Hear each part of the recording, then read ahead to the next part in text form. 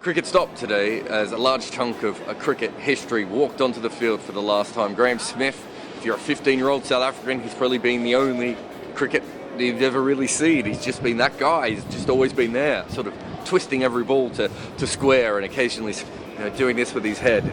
But it was the last time, and everyone paid him very good respect. Earlier in the day, it did look like it was a cricket apocalypse when Chris Rogers started playing reverse hoiks off spinners. That was just odd before he ran himself out. But David Warner, he raced and then he paused and then he raced to a back-to-back 100. Michael Clarke, who said in the last test that Smith should have declared earlier, just kept batting on even beyond 500 in front, which was un-Clarke-like, or at least unlike Clarke at a press conference.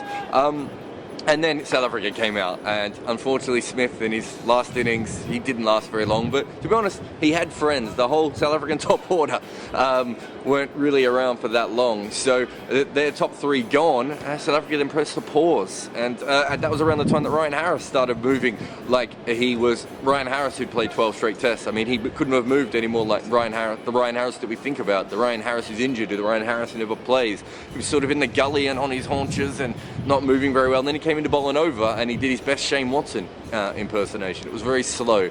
They are now 4 wickets down, South Africa. They're in roughly the same position that they were in Adelaide, and perhaps even with an injured bowler. So it'll be very interesting to see what will happen with Australia, whether they'll be able to push on or whether South Africa will be able to hold off with a draw.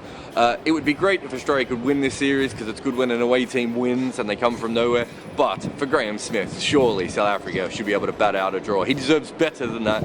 Everything he has given South African cricket so much. They've built a platform on those massive meaty shoulders of his. He deserves more than a draw, but that's all his team can give him now. So hopefully they can do that for him.